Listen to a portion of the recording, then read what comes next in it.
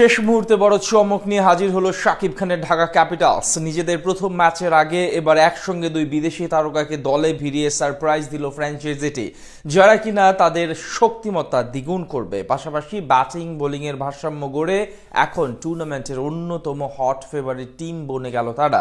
ঢাকা ক্যাপিটালসে যুক্ত করা সেই নতুন দুই ক্রিকেটার সম্পর্কে বিস্তারিত জানবো রিপোর্ট। মাঠের বাইরের বিতর্ক আর ভেতরের প্রতিযোগিতা সবকিছু মিলিয়ে এবার বিপিএল নিয়ে এখন সব মহলে চলছে আলোচনা এবং সমালোচনা। একদিকে কিছু ফ্র্যাঞ্চাইজি যখন টালমাটাল অবস্থা, ঠিক বিপরীত চিত্র কিছু ক্ষেত্রে। তেমনি এবার ভক্তদের জন্য নতুন চমক নিয়ে এলো ঢাকা ক্যাপিটালস। নোয়াখালী ও চট্টগ্রাম নিয়ে বিসিবি বিপাকে পড়লেও শাকিব খানের মালিকানাধীন ফ্র্যাঞ্চাইজিটি টুর্নামেন্টের ঠিক আগ মুহূর্তে একসাথে দুই বিদেশি ক্রিকেটার যুক্ত করে সারপ্রাইজ দিল সমর্থকদের। নিলামের আগে সাইফ হাসান এবং দেশ সেরা পেসার তাসকিন আহমেদকে স্কোয়াডে ভিড়িয়ে বড় চমক দিয়েছিল ঢাকা ক্যাপিটালস। এরপর নিলাম থেকেও বেশ ভারসাম্যপূর্ণ স্কোয়াড গড়েছে ফ্র্যাঞ্চাইজিটি। অকশনের বাহিরে নামি দামি বিদেশি তারকা আনতেও ভুল করেনি তারা। English hard hitter batsman Alex Hales, Afghan opener Rahmanullah Gurbaz ও পাকিস্তানি ব্যাটার উসমান খানের সাথে চুক্তি করেছে ফ্র্যাঞ্চাইজিটি।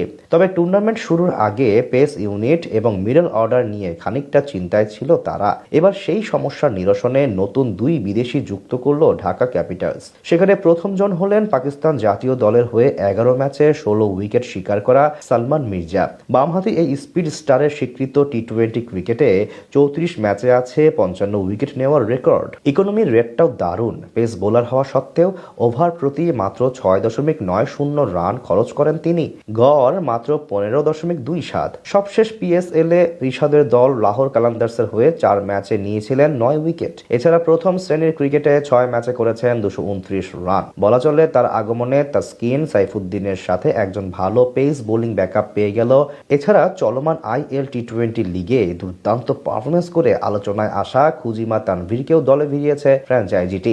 সংযুক্ত আরব আমিরাতের এই পেসার চলমান আইএল টি-20 লিগে ডেজার্ট ভাইপার্সের জার্সি গায়ে এখন পর্যন্ত 8 ম্যাচে নিয়েছেন 13 উইকেট, যেখানে গড় মাত্র 17। এছাড়া ব্যাট হাতেও 191 স্ট্রাইক রেট এবং 23.5 গড়ে করেছেন 94 রান। অতি সুপরিচিত নাম না হলেও তার সাম্প্রতিক সময়ের পারফরমেন্স বলছে এবার বিপিএল এ নজর কাড়তে পারেন 26 বছর বয়সী এই ডান হাতি পেসার। আর এই দুজনের অন্তর্ভুক্তিতে বলা চলে ঢাকা ক্যাপিটালসের পেসার সংকটটা অনেকাংশেই কমে গেছে, কারণ তাদের সাথে তাসকিন আহমেদ, মোহাম্মদ সাইফুদ্দিন ও মারুফ মৃধার মতো পরীক্ষিতরা আগেই আছেন স্কোয়াডে। গত আসরে প্রথমবারের মতো বিপিএল এ দল কিনে রীতিমতো হইচই সৃষ্টি করেছিলেন বাংলার সিনেমা জগতের সবচেয়ে বড় মেগা স্টার শাকিব খান। যদিও নিজের অভিষেক আসরে লিটন, সাব্বির ও মুস্তাফিজদের মতো তারকাদের নিয়েও তেমন সাফল্য অর্জন করতে পারেনি তারা।